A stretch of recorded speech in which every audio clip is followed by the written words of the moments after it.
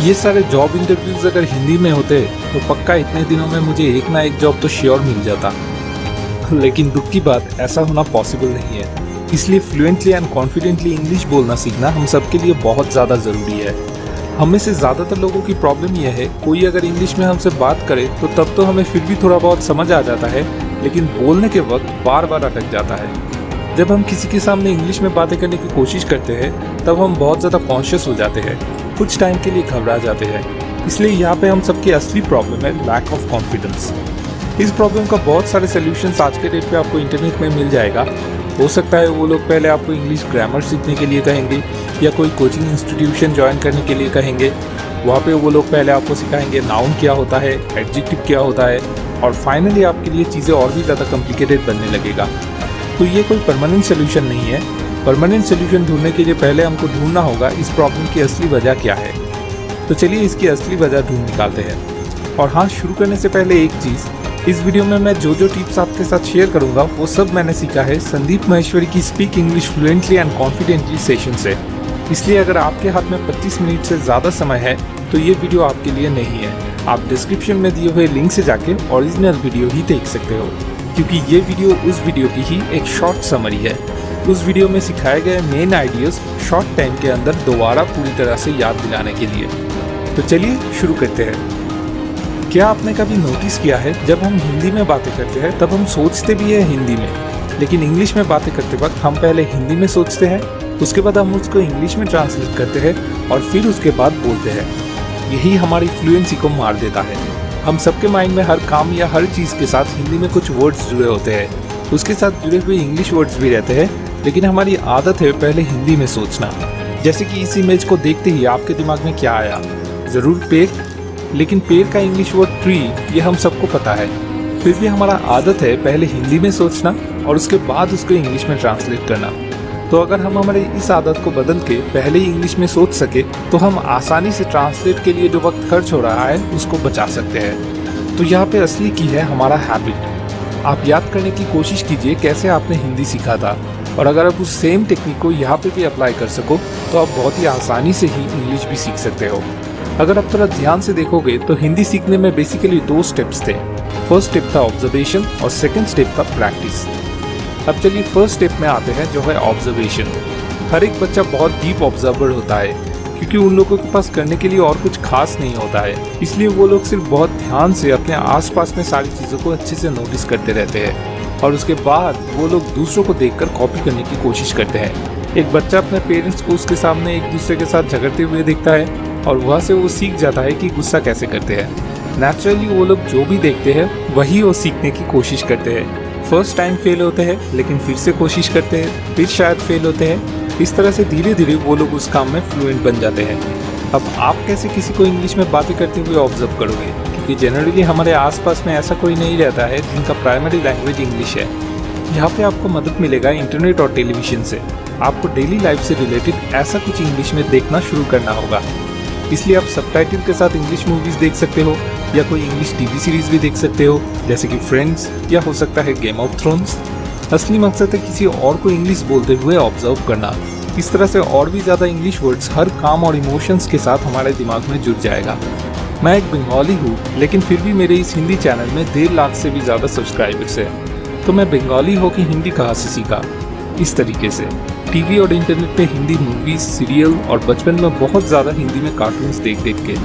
तो ये आइडिया सच में हेल्पफुल है या नहीं, उसका एक जीता जागता एग्जाम्पल मैं खुद आपके सामने हूँ। सेकेंड स्टेप है प्रैक्टिस।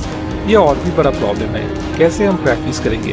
दोस्तों के साथ प्रैक्टिस करने जाओ तो वो मजाक उड़ाएंगे, फैमिली मेम्बर्स भी सही तरह से इंग्लिश में बातें नहीं कर पाते, तो किसके साथ और कैसे प्रैक्टिस करें?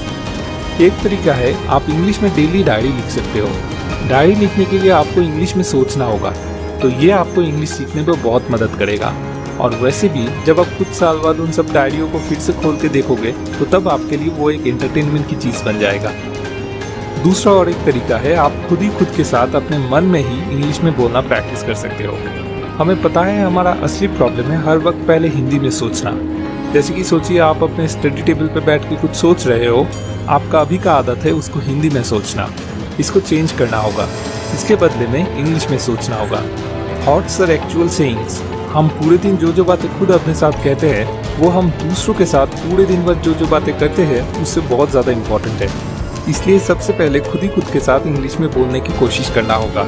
यहाँ तक कि आप अपने मन के अंदर बात करते वक्त स्टार्टिंग में इंग्लिश के साथ थोड़ा बहुत हिंदी मिक्स करके भी प्रैक्टिस कर सकते हैं। सबसे बड़ी बात, यहाँ पे आपके हाथ में फुल कंट्रोल होगा और प्रैक्टिस करने के लिए आपको किसी और का भी ज़रूरत नहीं होगा। उसके बाद आप धीरे धीरे देखोगे जिस तरह से आप सोच रहे हो उसी तरह से आप बोल भी रहे हो। ऑटोमेटिकली इंग्लिश वर्ड्स आपके मुंह से बाहर आने लगेगा। अगर आप चाहो तो आप इसको इजीली प्रैक्टिस कर सकते हो। अगर आप पहले खुद के साथ मन में इंग्लिश में बोलना प्रैक्टिस नहीं करते हो और सीधा दूसरों के साथ इंग्लिश में बातें करने की कोशिश करते हो तो श्योर बातें करते वक्त बीच बीच में जाके अटक जाएगा और फिर उसे लेकर लोग मजाक करना शुरू कर देंगे और एज अ रिजल्ट फाइनली आप हार मान लोगे। तो अगर आप सच में फ्लुएंटली एंड कॉन्फिडेंटली इंग्लिश में बातें करना चाहते हो तो इस स्टेप को भूल करके भी अवॉइड करने की कोशिश मत कीजिएगा। और एक तरीका है, हम कस्टमर केयर को कॉल कर सकते हैं। आपको सिर्फ किसी एक प्रोडक्ट के साथ रिलेटेड एक इमेजिनरी प्रॉब्लम क्रिएट करना होगा और उसके बाद उसको अंदर से फील करके कस्टमर केयर को कॉल लगाना होगा। आप क्या बोलना चाहते हो वो उन्हें इंग्लिश में समझाना होगा। आपके दोस्तों का काम है आपकी गलतियों को ढूंढ निकालना, लेकिन कस्टमर केयर एग्जीक्यूटिव का काम है आप क्या कहना चाहते हो उसको समझना। तो इसलिए मुझे लगता है ये काफ़ी एक इंटरेस्टिंग आइडिया है। और एक तरीका हो सकता है लाइफ के सबसे बड़े प्रॉब्लम का सलूशन इंग्लिश में ढूंढ निकालना। जैसे कि सोचिए एक माँ है जो कह रही है, उफ आज मैं बहुत टायर्ड हूँ, आज तो मुझ में थोड़ी सी भी हिलने की एनर्जी नहीं है। लेकिन इस हालात में भी उनकी बच्ची अगर किसी मुसीबत में पड़ जाए तो तुरंत वही माँ उनकी सारी एनर्जी देकर अपनी बच्ची को बचाने की कोशिश करेगी। जब भी हम किसी बड़े प्रॉब्लम का सामना करते हैं हमारी ब्रेन उसकी पूरी एनर्जी निकाल के उसे ओवरकम करने की कोशिश करती है और हमारी ब्रेन की कैपेबिलिटी इनफाइनाइट है। तो अगर आपकी लाइफ में सबसे बड़ा प्रॉब्लम का सलूशन आप इंग्लिश में ढूंढने लगोगे तो आप उस चीज़ में इतना ही बिजी रहोगे कि आप जो बोल रहे हो वो सही है या गलत उसकी तरफ आपका ध्यान भी नहीं जाएगा और यही चीज़ आपको इंग्लिश सिखाने की जिम्मेदारी ले लेगा। एंड एज ए रिजल्ट आपको इंग्लिश सीखने के लिए मेहनत नहीं करना पड़ेगा बल्कि ऑटोमेटिकली आप इंग्लिश सीख जाओगे। अब चलिए डिस्कस करते हैं इंग्लिश में बात करना प्रैक्टिस करने के लिए रियल प्रॉब्लम्स क्या क्या है। मुझे लगता है इसमें सबसे बड़ा प्रॉब्लम है यार लोग मेरा मजाक उड़ाएंगे। मेरा इंग्लिश भी कुछ खास नहीं है लेकिन फिर भी मेरा इंग्लिश में बनाए हुए बहुत सारे वीडियोस हैं जिन्हें काफ़ी लोगों ने पसंद भी किया है। अगर कोई आपका इंग्लिश बोलना सुन के मजाक करता है तो वो लोग और कुछ नहीं बस अपने ईगो को बूस्ट कर रहे हैं। अगर आप जाके एक फॉरेनर के साथ इंग्लिश में बातें करोगे तो वो लोग कभी भी आपका मजाक नहीं उड़ाएंगे क्योंकि उन लोगों के लिए ये ज़्यादा इम्पोर्टेंट नहीं है कि आप सही हो या गलत, बल्कि उन लोगों के लिए ये इम्पोर्टेंट है कि आप जो बोलना चाह रहे हो वो लोग उसे समझ पा रहे हैं या नहीं। शुरू में हम जो भी करने की कोशिश करेंगे उसी में हम गलती करेंगे और वही नॉर्मल है। पहली बार में ही सही होने का डिज़ायर रखना एक बहुत बड़ा ट्रैप है। अगर आप गलती करते भी हो तो आपका कोई खून तो नहीं कर देगा ना। सबसे ज़्यादा क्या हो सकता है, कोई आपको लेकर हंसी मजाक करेगा। तो क्या ये कोई प्रॉब्लम है या फिर ये एक अच्छी चीज़ है? ऑफ कोर्स अच्छी चीज़ है, क्योंकि जिस वजह से ही हो वो आपका जोक सुन के हो या आपकी इंग्लिश सुन के हो उससे क्या फ़र्क पड़ता है। आप तो किसी को स्माइल करा पाए, मुझे लगता है यही बड़ी बात है। आपको सिर्फ कोशिश पे कोशिश करते रहना है। याद रखिए, प्रैक्टिस मेक्स परफेक्ट।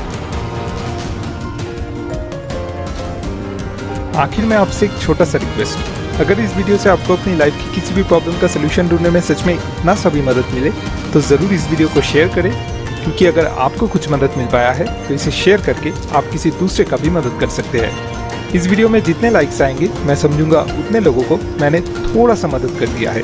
और आप अगला कौन सा टॉपिक पे वीडियो चाहते हो वो कमेंट करके हमें बताइए, क्योंकि आपको मदद कर पाना ही हमारा असली मकसद है।